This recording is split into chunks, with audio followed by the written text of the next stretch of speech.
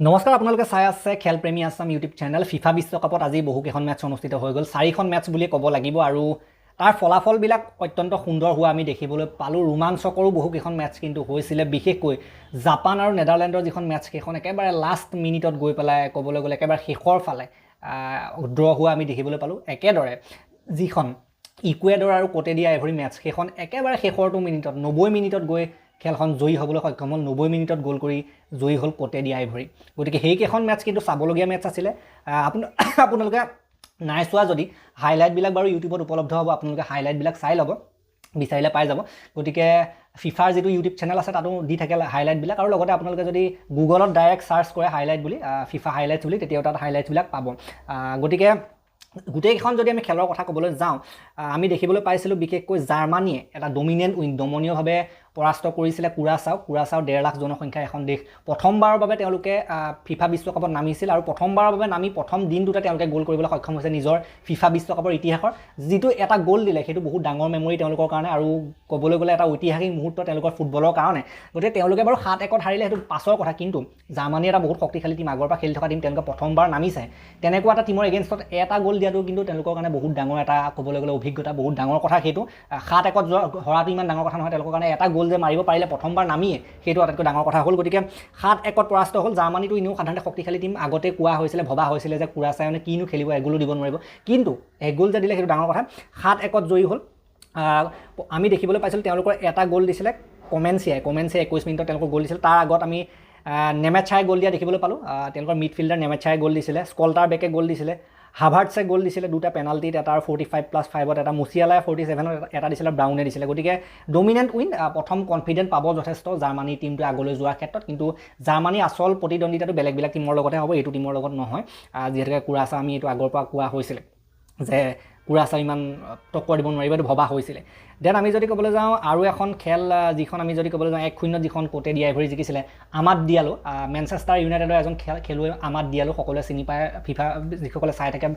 football খেলটো premier league যিসকলে চায় ইংলিছ প্ৰিমিয়াৰ লীগ যিসকলে চায় তেওঁলোকেতো গম পাইছে আমাদ দিয়ালো কেনেকুৱা ধৰণৰ এজন প্লেয়াৰ মেনচেষ্টাৰ ইউনাইটেডৰ কাৰণে ভালেই খেলে আৰু ইয়াতো আজি আমি দেখিবলৈ পালোঁ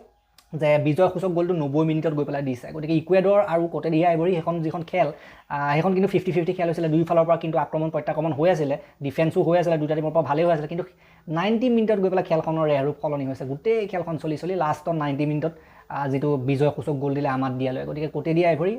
এস্কেপ কৰিলে কিন্তু এইটো সাধাৰণতে যেনে তেনে জিকা বুলি ক'লেও ভুল নহ'ব কিন্তু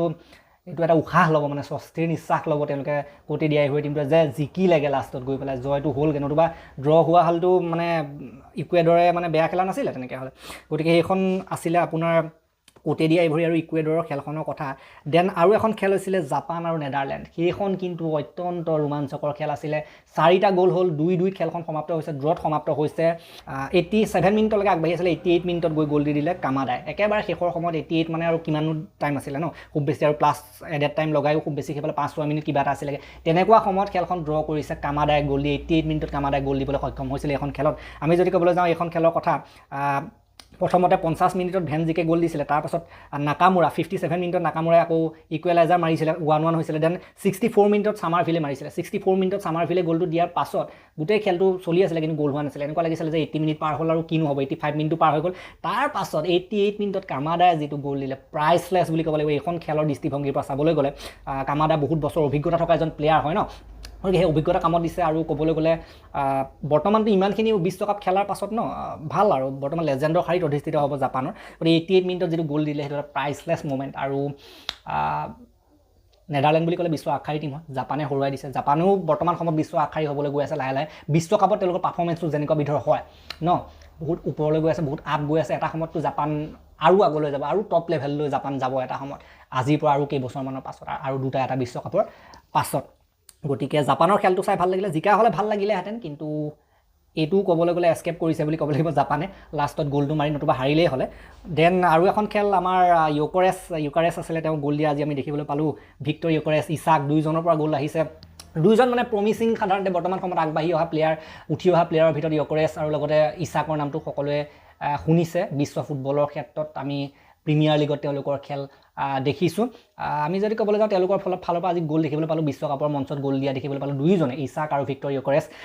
ক'বলৈ গ'লে ছুইডেনৰ হৈ খেলে দুয়োজনে আৰু লগতে সিফালে টিউনিছিয়াৰ এগেইনষ্টত আজি 5-1 জয়ী হ'ল সেইখন এখন সহজ জয় আছিলে একেবাৰে ৰাতিপুৱা হৈছিলে খেলখন এইখন যদি আপোনালোকে চায় এইখনত 90+6লৈকে গ'ল হোৱা আমি দেখিবলৈ পালোঁ একেবাৰে শেষ মুহূৰ্তলৈকে গ'ল হৈছে ইয়াত 43 মিনিটৰ তেওঁলোকৰ ৰেকিচাৰ দিছিল ৰেকিকে টিউনিছিয়াৰ তাৰ পাছত ইটোৰ পাছত এইটো গ'ল খাই গ'ল 59 মিনিটত ইয়কেৰেছ 30 মিনিটত ইছাক 59 মিনিটত ইয়কেৰেছ দেন ছেভেনবাৰ্গে 84 দেন 90+6ত আইআৰই এনেকুৱা আমি দেখিবলৈ পালোঁ গতিকে এখন খেল ডমিনেণ্ট খেলেই আমি দেখিবলৈ পালোঁ দুয়োটা ছুইডেনৰ টীমৰ ফালৰ পৰা বিশেষকৈ ইছাক আৰু ইয়কেৰেছে গ'ল মৰাৰ কাৰণে বহুতে ভাল পাইছে বাকী এইকেইখন খেলৰ পাছত যদি আপোনালোকে পইণ্টছ টেবল চাই গ্ৰুপ ইৰ তাত আপোনালোকে দেখিবলৈ পাব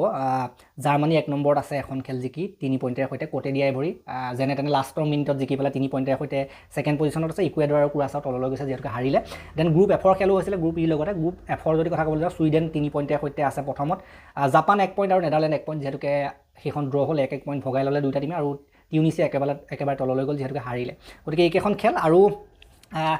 নেক্সট যিখন খেল কালি আমি ভিডিঅ'টোত কৈছিলোঁ যে 9:30 AM আছে কিন্তু 9:30 AM নহয় যিখন স্পেইন আজি স্পেইন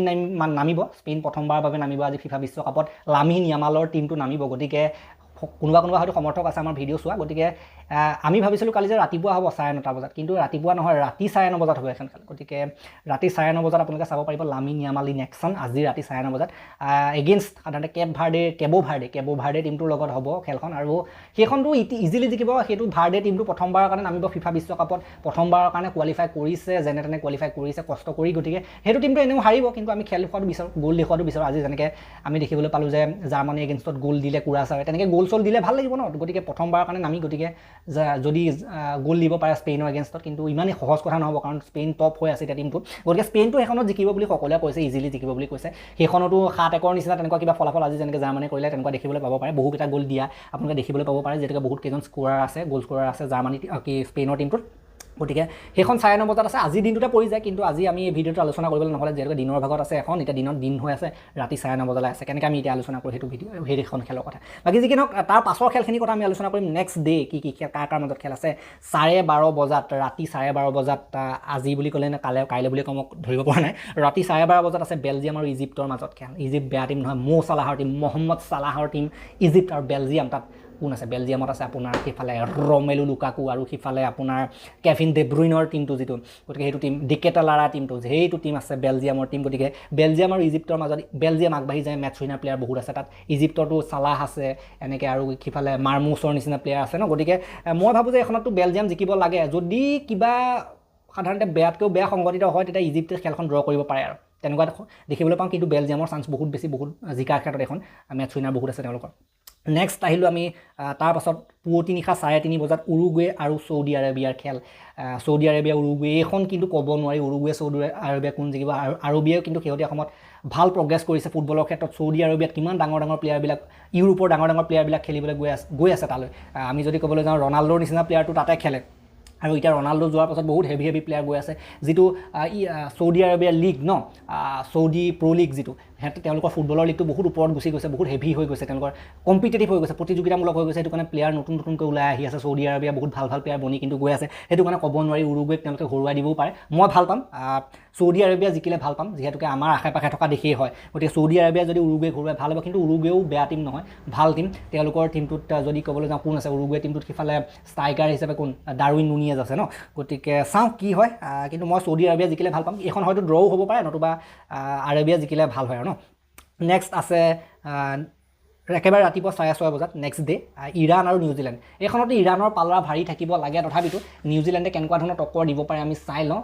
মানে কি বুলি ক'ম ক'ব নোৱাৰি কোন জিকিব তথাপিতো মই ভাবোঁ যে ইৰাণৰ অলপ পাল্লাটো ভাৰী প্ৰায় সমপৰ্যায়ৰ টিমে ইৰাণ আৰু নিউজিলেণ্ড ইৰাণৰ প্লেয়াৰবিলাকো বহুত ভাল লীগত খেলে আৰু বৰ্তমান সময়ত ভাল পাৰফৰ্মেঞ্চ দিছিলে বিভিন্ন ঠাইত ইৰাণৰ টীমটোৱে আৰু বিশ্বকাপতো তেওঁলোকে ভালেই খেলে মোটামুটি গতিকে নিউজিলেণ্ডৰ টীমটোক মোৰ মতে ইৰাণে হৰুৱাব পাৰিব লাগে নিচিনা লাগিছে ফিজিকেলিটিও বহুত আছে ইৰাণৰ টীমটো গতিকে চাওঁ কি হয় গতিকে ক'ব নোৱাৰা ভিতৰত খেল কোন জিকিব কোন হাৰিব কিন্তু এইখিনি আছিলে কথা ভিডিঅ'টো ভাল লাগিলে যদি এটা লাইক কৰি দিব শ্বেয়াৰ কৰি দিব অলপ আমাৰ ফিফা বিশ্বকাপ চাই থকা অসমৰ সমৰ্থকসকললৈ শ্বেয়াৰ কৰি দিব আৰু চেনেলটোলৈ নতুনকৈ আহিছে যদি ছাবস্ক্ৰাইব কৰি ঘণ্টাত দবাই থৈ যাব নাপাৰিব তেতিয়ালৈকে আৰু এটা নতুন ভিডিঅ' লৈ প্ৰতিশ্ৰুতি মই বিদায় মাগিছোঁ ধন্যবাদ